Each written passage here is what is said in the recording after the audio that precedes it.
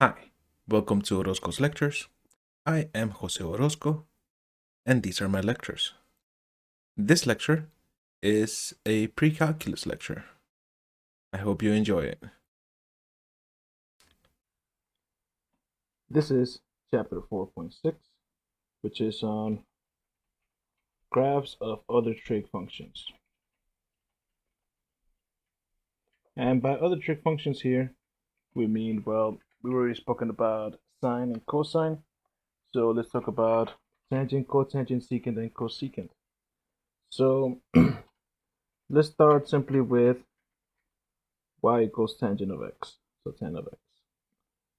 All right. And at the same time, I'll be talking about some facts about y equals a tan of bx minus c plus d. All right. So the period for tangent of x is given by pi. The more generic form over here would tell us that the period is actually equal to pi over b. All right, whatever that b value is. The domain would be, in general, where x is not equal to pi over 2 plus n pi. All right, and the reason for that is because we could think of tangent as sine of x over cosine of x, and all of these values would be where cosine of x itself is equal to 0. All right, so that's for the domain. The range is all real numbers from negative infinity to positive infinity. All right. The vertical asymptotes, in general here, they're given by x is equal to pi over 2 plus n pi. All right, so essentially pretty much the same thing as that domain there. All right. This has odd symmetry, so tangent, the symmetry is odd. All right, and that's assuming there hasn't been any transformations. Now, in the more generic form, let's add some extra stuff here. For the vertical asymptotes, well, we're gonna say it this way. To find two consecutive vertical asymptotes, what we're gonna do is take bx minus c, set it equal to negative pi over 2, and then also take that bx minus c and set it equal to positive pi over 2. All right. The value of d over here is our vertical shift, right? And we'll talk about how a affects this. Now, let's go ahead and see what tangent normally looks like, right? So before any transformations, tangent will look something like this. And let's try to get that a little bit better. All right. So we've got asymptotes at negative pi over 2.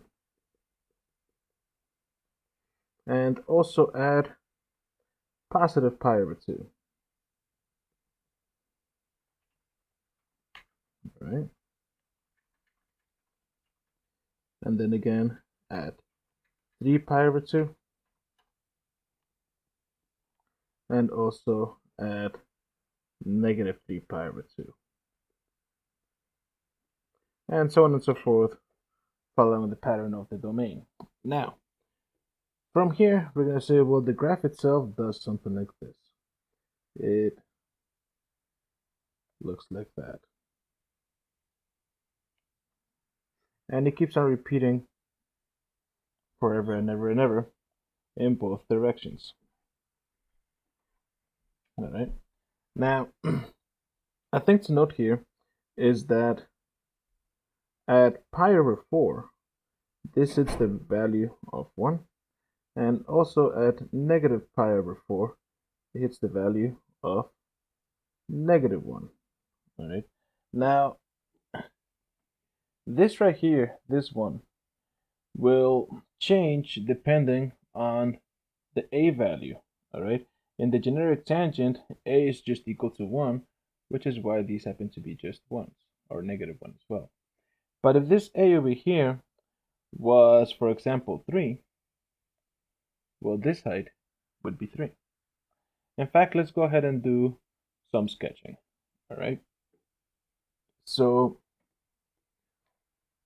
sketch. Let's say that I had y is equal to 2 tangent of x over 3. And then let's do minus pi plus 1. All right. So, we're going to keep track of a lot of things here. We know that our value of the absolute value of a here is just 2.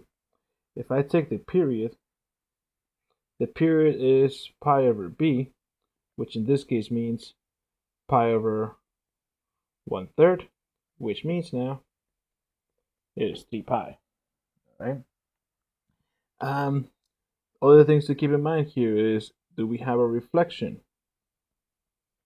And the answer is no. There is no reflection. The other thing to ask here is there a vertical shift? And the answer here is yes.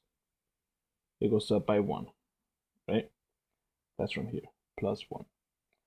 All right, the next thing I want to find out is my 5 key points, all right? Now, within those 5 key points, in this case, for tangent, we're also going to be finding some vertical asymptotes, all right? So let's do this with the 5 key points. Well, we have 1, 2, 3, 4, 5.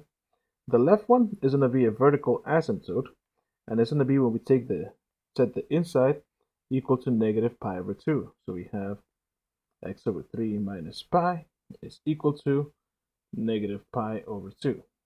And then we're going to have another vertical asymptote over here in our 5th key point, where we take the inside, the bx minus c, or in this case, pi over 3, x over 3 minus pi, and we're going to set it equal to pi over 2. All right, so let's go ahead and solve this. So I'm going to add pi. I get x over 3 is equal to pi over 2. And then at that point, multiply both sides by 3. I get x is equal to 3 pi over 2. Cool. On this side, add pi. X over 3 is equal to 3 pi over 2. Multiply both sides by 3. X is equal to 9 pi over 2. So now we've got our left key point, and our right key point, which happens to be vertical asymptotes. All right, so we have them at 3 pi over 2 and at 9 pi over 2. The next thing I need to do is figure out how much I need to add to each key point. So I'm going to take the period and divide it by 4, just like we did with sine and cosine. Let's rewrite that. Period. There we go. And in this case, that's going to be 3 pi divided by 4, which is just 3 pi over 4. Since I have this in terms of fourths, I'm just going to think of this as 6 pi over 4. So I can easily add 3 pi over 4. So 6 pi over 4 plus 3 pi over 4 is 9 pi over 4.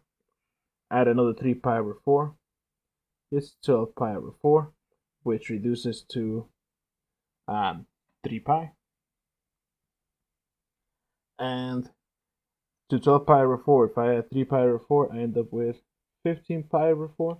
Notice that if I add 3 pi over 4 again, I end up with 18 pi over 4, which reduces to 9 pi over 2, as it should. So now we know that we're consistent. All right, now let's go ahead and sketch all of this out. All right, let's see how all of this plays out.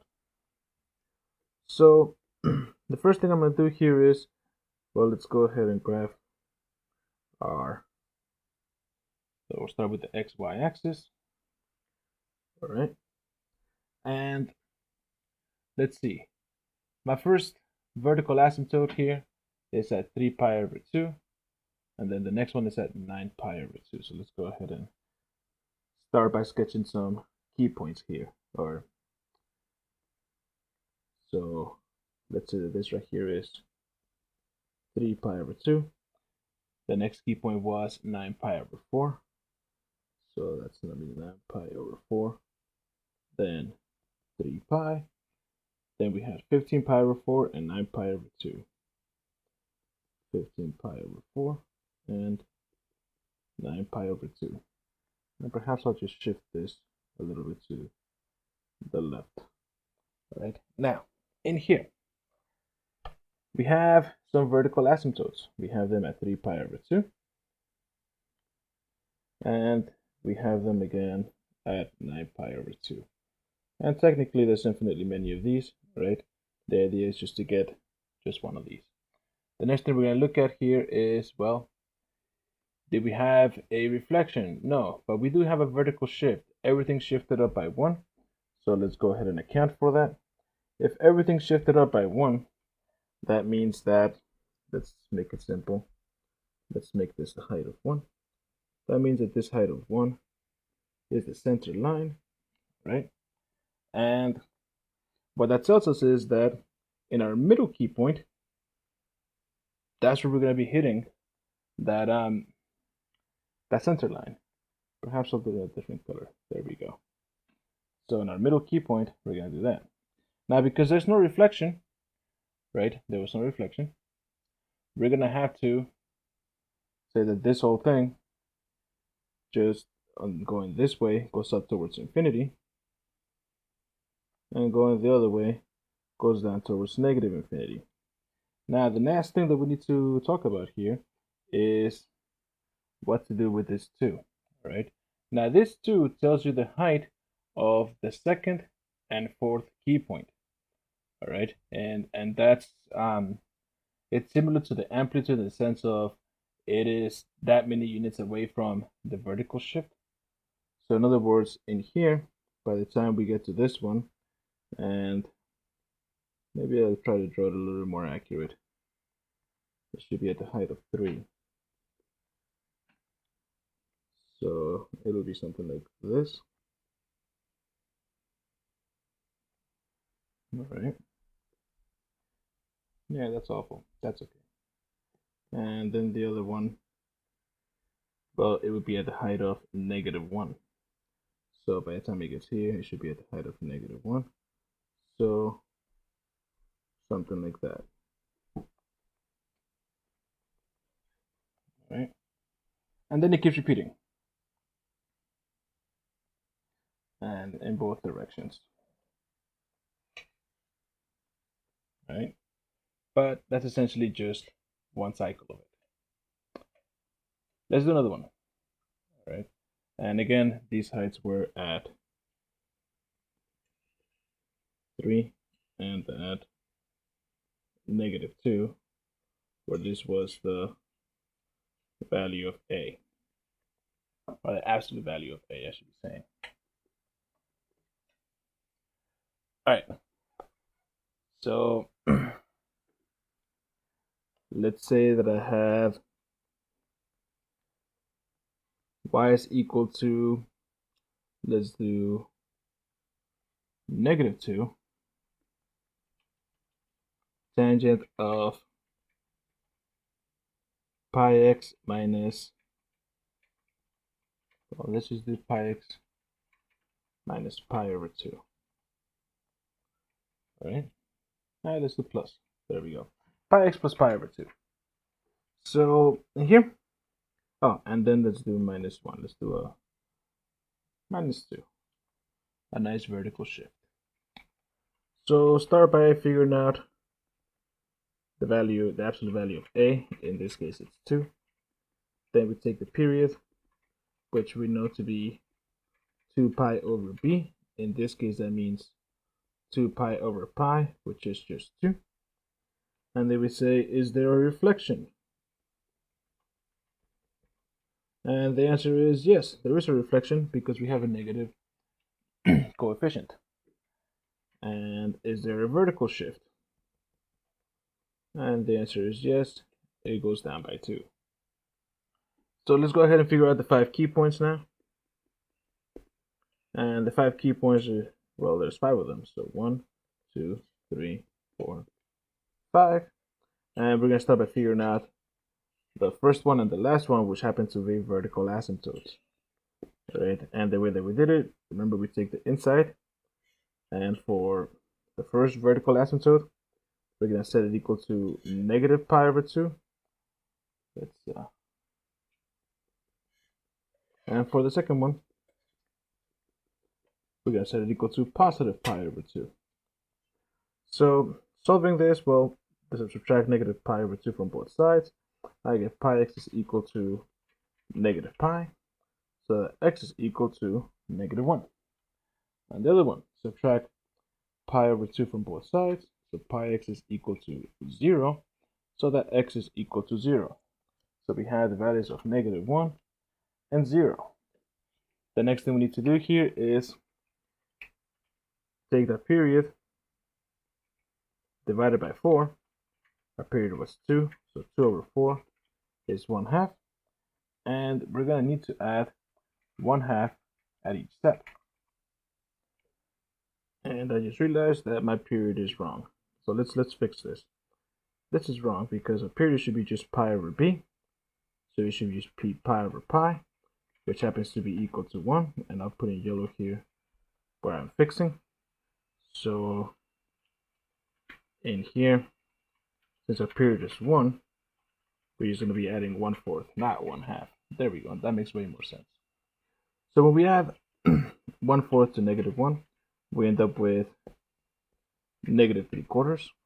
Adding another 1/4, negative 1/2. Adding another 1/4, negative 1/4. And adding another 1/4, we end up with 0, as we should. If I had kept going the other way, we would have noticed that we would have gone past 0, or we would have not gotten to this value.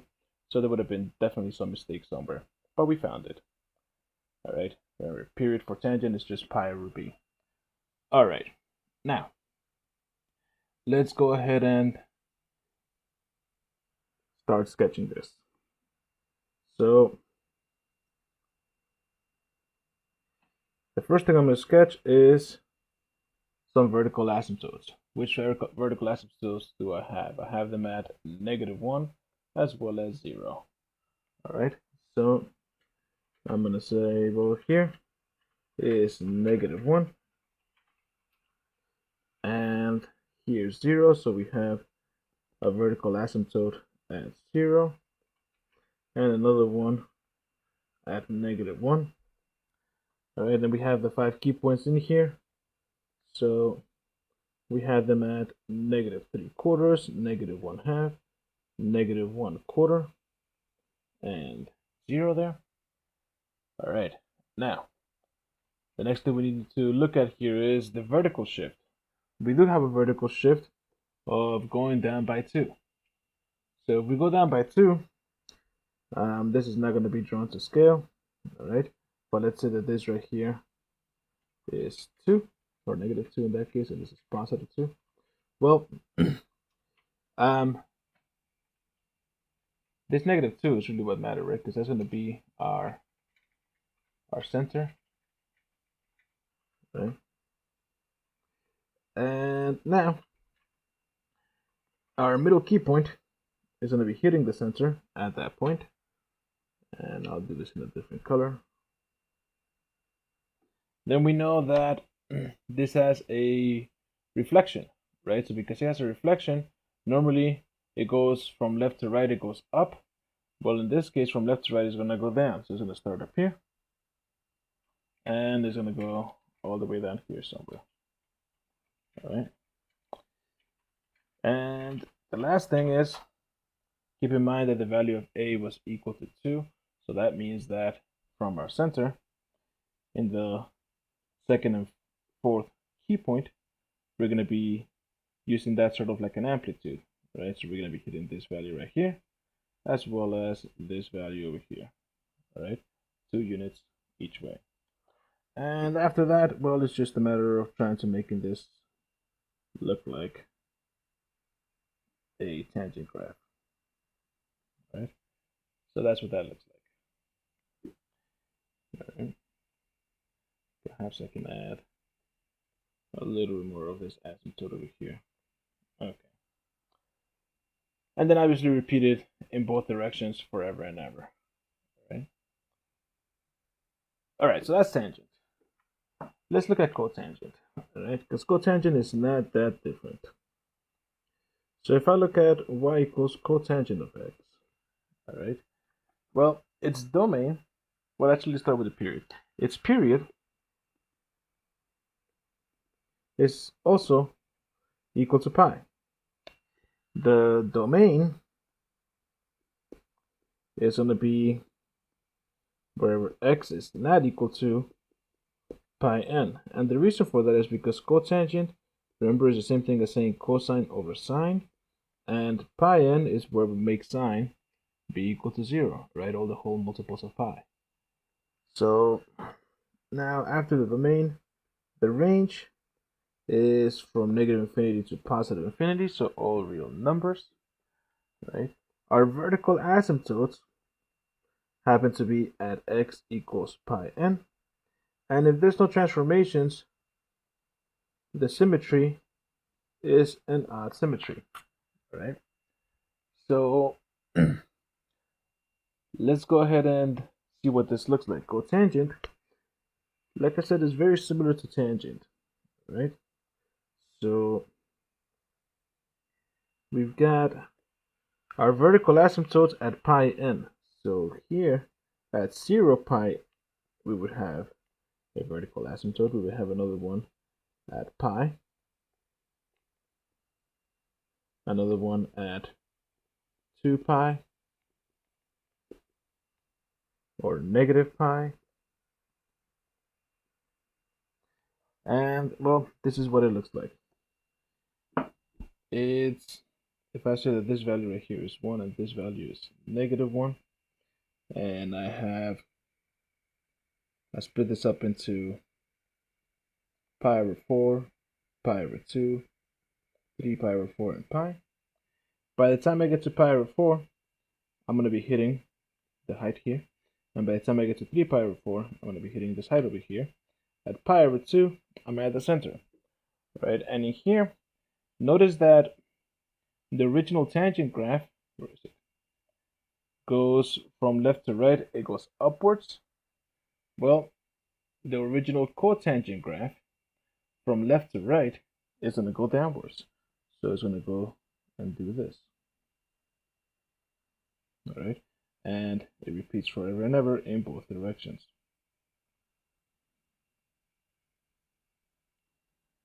Right. Now, let's go ahead and do an example of one of these. All right.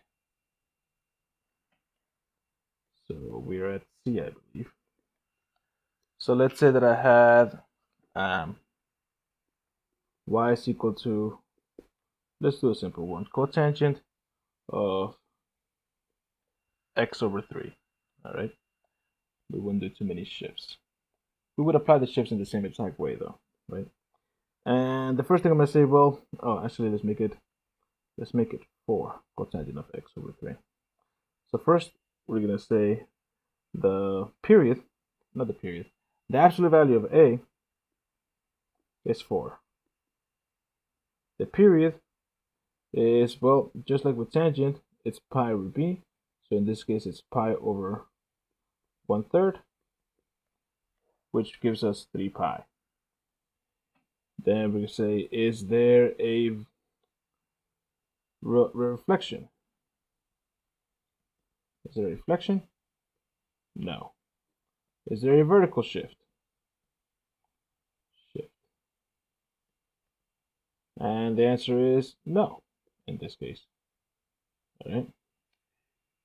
So we have no vertical shift, no reflection, but we can still figure out a whole bunch of other information, like the 5 key points. 1, 2, 3, 4, 5. Now, in here, notice that this vertical asymptote in the generic cotangent is at 0, and the other one is at pi. Well, that's what we're going to be using to figure out the key points, or the left vertical asymptote and the right vertical asymptote. So I'm going to take our inside for the vertical asymptote here. I'm going to say the inside here, x over 3 equal to 0. So x is equal to 0. And the one on the right side, I'm going to say take the inside, which was x over 3, set it equal to pi, which gives me x is equal to 3 pi. To figure out how much I need to add from one to the next, I'm going to take the period divided by 4. And in this case, that gives us just simply 3 pi over 4. So the second key point is going to be just 3 pi over 4, because I'm just adding that to 0. Then 6 pi over 4, which reduces to 3 pi over 2. Then 9 pi over 4, which doesn't reduce. And then 12 pi over 4, which reduces to 3 pi. All right. Now let's go ahead and sketch this.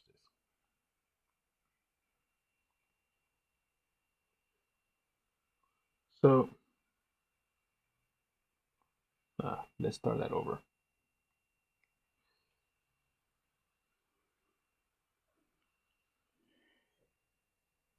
All right. So the first thing I'm going to do here is, we know that there's no vertical shift and no reflection. So I'm just going to go ahead and take these 5 key points. So we have them at 0, and the other one was at, well, it's going to end at 3 pi. So let's go ahead and say the next one is at 3 pi over 4. Oh, let's fix that. After 3 pi over 4, we get it at 3 pi over 2. Then 9 pi over 4. And finally, 3 pi. And we know that at 0 and at 3 pi, we've got vertical asymptotes. The other thing that we know is that our value of a, in this case being 4, that value has to do with how far and down our second and fourth key point are going to be. So if I call that 4 and this -4, we're basically ready. We know that we need to start at positive infinity. By the time we get to 3 pi over 4, we need to be at the height of 4. By the time we get to 3 pi over 2, we're at 0. And at 9 pi over 4, we're at -4. So at this point, to sketch this, all we need to do now is essentially connect the dots and recall that we need to go from positive infinity to negative infinity. So let's see. So this will go something like this. And this is not the greatest sketch, but that's alright. And it just repeats forever and ever in both directions. Let's fix that.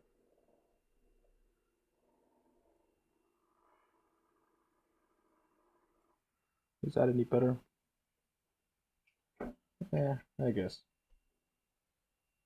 We'll leave it at that. And let's shift this a little bit. There. Perfect. All right. So that's that graph of that cotangent graph. All right. Now, let's do just one more. So we're example D. So let's say I had y is equal to 3 cotangent of 2 pi x plus pi. All right. And let's see how this affects things. And we'll do a -1. So we start by taking the absolute value of a, and actually we're going to take a -3 there just to see how things change. The absolute value of a ends up being 3. The period is going to be pi over b, which in this case means pi over 2 pi, which is just 1/2. We're going to say, is there a reflection? Well, the answer is yes, because we have a negative value right there as a coefficient. Is there a vertical shift? The answer is yes, going down by 1 because of this. All right. Now, let's find the 5 key points. So 1, 2, 3, 4, 5. And again, we find the first one and the last one, for tangent and cotangent, are vertical asymptotes. We find them by setting the inside, set for the vertical, so 2 pi x plus pi. I'm going to set that equal to 0. And for the other one, I'm going to take 2 pi x plus pi and set it equal to pi. All right, because again, I'm setting them to be these right here, this asymptote and this asymptote. I'm trying to see where they're going to be shifting. And now, solving for pi here, I end up with, well, 2 pi x is equal to -pi, so that x is equal to -1/2. solving for pi over here, I end up with 2 pi x is equal to 0, so that x is equal to 0.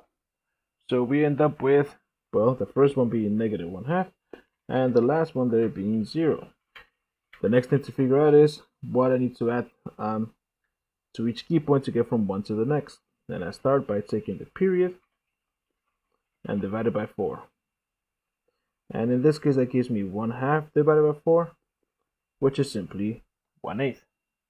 Now to put things in terms of eighths here, negative 1/2 is negative 4/8. So if I'm adding 1/8, I end up at negative 3/8. Then negative 2/8, which is really negative 1/4. Then negative 1/8, and then finally 0. Right, all I'm doing there is adding 1/8. All right, so let's go ahead and sketch this. So what we're gonna have now is, let's start by putting our x and y axis here. And well, where was our first key point? It was at negative 1/2. Actually, so let's go ahead and shift this a little bit. Let's shift this over this way. All right, so the first one was at negative 1/2, and we're not going to draw this to scale. All right, so here's negative 1/2, and we also had an asymptote at 0. And our center line, well, because it was shifted down by 1, is going to be at negative 1. And again, this is not drawn to scale, so this is going to be negative 1. And we know that by the time we get to a third key point, our graph is going to have to hit that center line, that negative 1. But now what are our other key points? Well, our other key points were negative 3/8, negative 1/4. So negative 3/8, negative 1/4, and negative 1/8, and finally 0. Now, we just said that by the time we get to the middle one, we have to be at the center line. And here's where this a comes in. This is 3, so it works similar to an amplitude. So that means that normally we would need to be 3 above this and 3 below this. However, we need to account for the fact that there is a reflection. So that's going to change these two. This value right here is going to go up here, and this value down there. So let's go ahead and fix that. So in the first key point, it goes 3 units from the center. The second key point is going to be 3 units from the center, which makes these values 2 and negative 4. All right. And lastly, it's just a matter of drawing the cotangent line. And it ends up looking like this. Right, where this is the center. And again, it just repeats forever and ever in both directions. Right? Cool. So that's tangent and cotangent. Now let's talk about secant and cosecant. All right. So we'll talk about them at the same time, actually. So let's look at y equals cosecant of x. All right, and on the other half here, I'm going to look at y equals secant of x. Now, they have a lot of stuff in common. All right. For example, the period is just simply 2 pi for both of them. The range goes from negative infinity to negative 1, union 1 to infinity.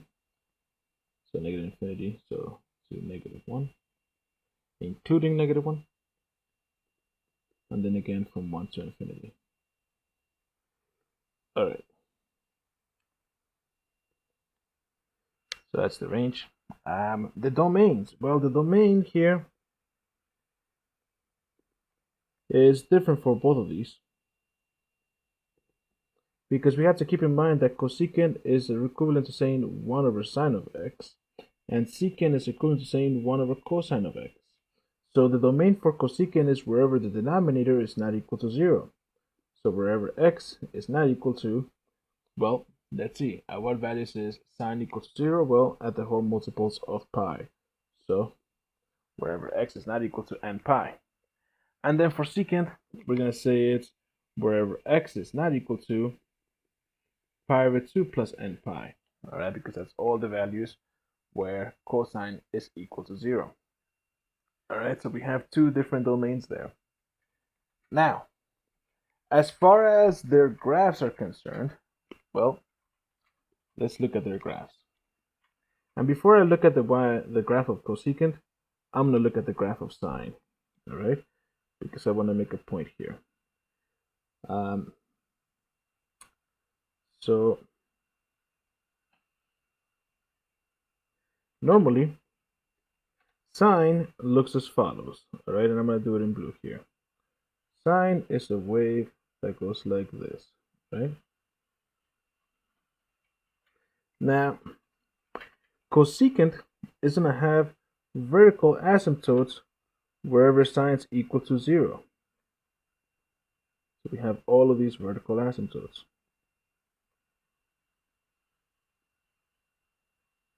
All right, so on and so forth. But because it's a reciprocal, well, you have to think about it this way. The reciprocal of a tiny fraction is a huge number. So in other words, let's say that this, if I look at a tiny fraction on the positive end here, all right, so for example, 1 over 100. Its reciprocal would be 100, which tells us that when sine is a very small fraction, cosecant is a very large value, all right? So what that does is it forces things to go all the way up to here, and then this way. Notice that I did hit this value there, because this is supposed to be at the height of 1, and the reciprocal of 1 is just 1. Similarly over here, the reciprocal of a small negative value is going to be a huge negative number. The reciprocal of -1 is just -1, so we just end up with that. And it just repeats forever in both directions. Alright? Alright. That's an approximate sketch, but the idea is there. Now, it turns out that for secant, it looks very similar. Alright, so first I'm going to start, and hold on, let me just rephrase here. Here in blue, we had y equals sine of x, and in red, we had y equals cosecant of x. Cosecant. Alright. And now, let's look at secant and cosine. Alright, so first, I'm going to go ahead and start with my x and y axis.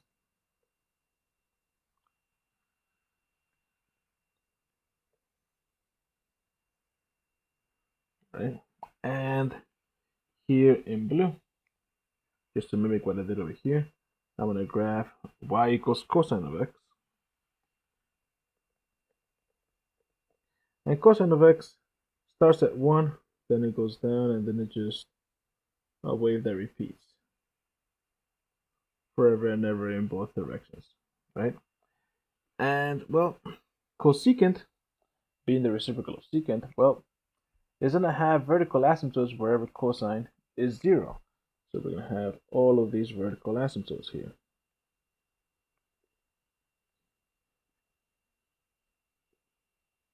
In both directions, right? And lastly, we're going to say, well, since we're taking the reciprocal, all we need to do is take the opposite of the drawing on each part here.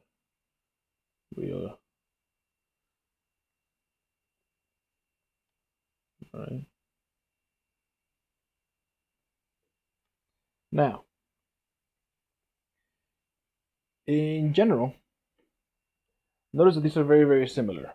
All right, as far as like the look of it goes, which should make sense if you consider how related sine and cosine are.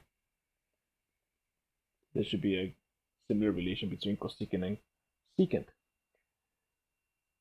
All right, but more importantly, take a note as to how I sketched this. The very first thing I sketched was just sine or just cosine, and then after that, I went ahead and sketched the rest of it. So that essentially tells us how we're going to be sketching cosecant and secant. All right, first we're going to be sketching sine and cosine, and then worry about the transformations afterwards. So, for example, I think I'm at E. Let's say that I wanted to sketch y is equal to 2 cosecant of x plus pi over 2, right? Well, the very first thing I'm going to do to sketch this is I'm going to graph the sine version of it, sine of x plus pi over 2. And let's go ahead and add some vertical shift to this. Let's say it goes down by 1. All right. So the first thing I need to do here for sine, because I'm going to be doing all the work for sine, is take a look at the amplitude of sine, which is that being just 2. Then take a look at the period. The period we know to be 2 pi over b. In this case, b is just 1, so it's simply just 2 pi. Then we're going to say, is there a reflection? The answer is no, no reflection. And is there a vertical shift? Yes, down by 1. So the next thing we need after this is the 5 key points. Right, so 1, 2, 3, 4, 5. And we know that to find the first and the last, we take the inside, set it equal to 0, or to 2 pi. This one over here is going to give me just x is equal to negative pi over 2. And this one is going to give me just x is equal to 3 pi over 2, right? 2 pi is the same thing as saying 4 pi. 4 pi minus pi over 2 is 3 pi over 2. So that's my first key point and my last. And this one was negative. The next thing I need to do is figure out how much I need to add from one key point to the next. Well, that means I gotta take the period divided by 4. In this case, that means 2 pi over 4, which means simply just pi over 2. So if I'm starting at negative pi over 2 and I'm adding pi over 2 at each step, well, I end up with 0, pi over 2, pi, and 3 pi over 2, which is good, right? To add pi over 2 to pi, gives us 3 pi over 2. So we've got all our 5 key points. So now that I've got all that information, I'm going to go ahead and sketch this sine curve that we have all this information for. So let me go ahead and scroll a little bit further down. And well, here we go. Now the first thing I'm going to look at here is, was there a vertical shift? And yes, there was. It was down by 1. So I'm going to look at a vertical shift here where it goes down by 1. And that's going to be my center of the sine graph. All right. The next thing I'm going to look at is, well, all of the key points. So negative pi over 2, 0, positive pi over 2, pi, and 3 pi over 2. After that, we're going to realize that since we're graphing sine, sine does this. Starts at the middle, goes to the top, to the middle, bottom, middle, right? And in the middle, that's this yellow line. So I'll go ahead and sketch it this way. And since it needs to go upwards, well, our amplitude was 2. So that means that it needs to go all the way up to positive 1. That's our maximum. And negative 2. That's our minimum. All right. So middle, top, middle, bottom, middle. So it's going to look something like this. Right, and forever and ever repeats both directions. Now, that was sine. But the question was about cosecant. So what we're going to do here is we're going to take a look at wherever sine hits the center, that's where we're going to have vertical asymptotes. And this part over here is wrong. Let's go ahead and fix that. Because it needs to hit the center, not the x-axis. So let's hit over here. There we go. That's way better. All right, so as I was saying, every time we hit the center line, that's where we're going to have a vertical asymptote. So here we go. We've got a vertical asymptote right here, right here, and right here. Then after that, it's a matter of drawing the opposite of what's in there to figure out our actual cosecant graph. All right, and I'll do it in green. And it's going to do the exact opposite of this. So this goes all the way up that way, and this goes all the way up that way. Then over here, the exact opposite of this. And there we go. So there in green is our cosecant graph. And then we obviously repeat it in both directions forever and ever. All right. All right, cool. Let's do another one. So that was a cosecant graph. Let's do a secant graph. Let's say that I had y is equal to negative secant of 2x plus pi over 2, and then let's do this with no vertical shift. So again, the first thing I start with here is by looking at the graph of the related cosine function. So y is equal to negative cosine of 2x plus pi over 2. So I'm going to say, well, what's the period? Excuse me, what's the amplitude? The amplitude is the absolute value of a, which happens to be just simply 1. The period of cosine is 2 pi over a, which in this case is 2 pi over b,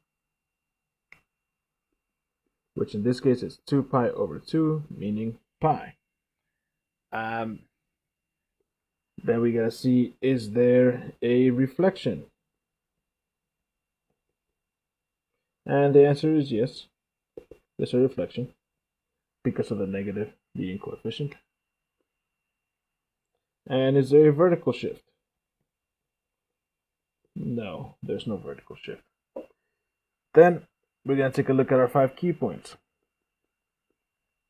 And 1, 2, 3, 4, 5. The first one, we take the inside, 2x plus pi over 2, set it equal to 0. The last one, we take our inside, 2x plus pi over 2, set it equal to 2 pi. Solving for x, well, in this one, I guess simply just x is equal to negative pi over 4. Right, subtract pi over 2, divide by 2. In this case, I get x is equal to positive 3 pi over 4, right? Because if I subtract pi over 2, I end up with 3 pi over 2, divide by 2, 3 pi over 4. So that's my first key point and my fifth. The next thing I need to do is figure out how much I need to add from one to the next. So I take the period divided by 4, which is in this case just pi over 4. And if I'm going to be adding pi over 4, well, negative pi over 4 plus pi over 4 is 0. Plus pi over 4 is pi over 4. Plus pi over 4 is 2 pi over 4, which is simply pi over 2. And then 2 pi over 4 plus pi over 4 is 3 pi over 4, which is exactly what we've got on this side. So now we've got all of our 5 key points. And remember that with cosine, normally it starts at the top, middle, bottom, middle, top. We'll see how that plays into this. So let's go ahead and sketch this. So let's So we have this, right?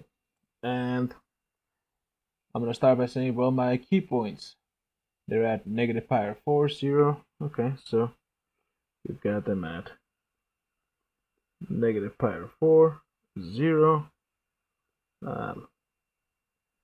positive pi over 4, pi over 2, and 3 pi over 4.